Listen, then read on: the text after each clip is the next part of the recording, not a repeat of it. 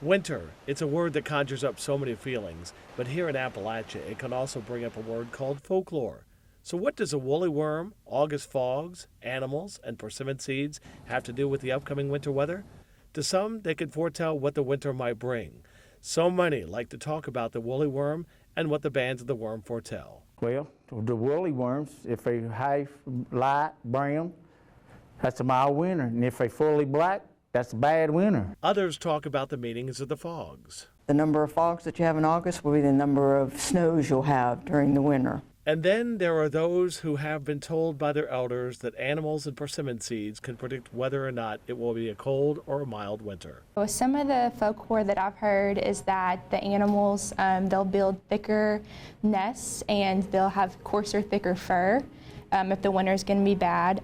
And another really interesting one that I've heard from my grandmother and my aunt is that you can crack open a persimmon after the first frost, and depending on what the seeds look like, the fleshy part of the persimmon, if it looks like a spoon, it'll be a really bad winter. But if it looks like a fork, it won't be as bad. Folklore is fun to talk about, but here we focus on the science of meteorology. So before we look to this winter, let's take a look back last winter. I forecast 14 to 16 inches of snow for the Tri-Cities. The total snowfall at the Tri-City Airport, 13.7 inches. But many of you remember in December we had over a foot of snow in parts of the Tri-Cities, and if you got that, you would have seen that 14 to 16-inch total that we got last season. Making a winter forecast is not easy. We must look at things such as the sea surface temperature, which include terms such as El Nino and La Nina.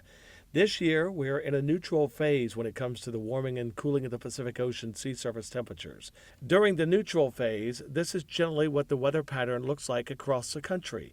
We have a strong polar jet which brings cold Arctic air into the upper Midwest, the Great Lakes, and parts of the Northeast.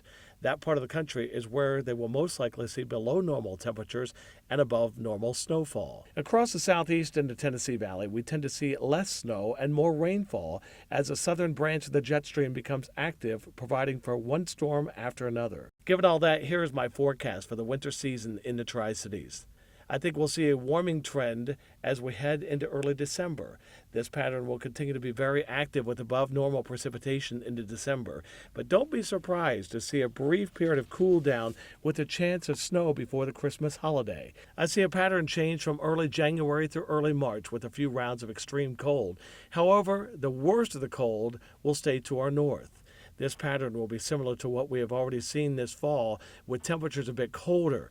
We could also see that phasing of the jet stream, which could bring an accumulating snow with the cold air to our area in January or February.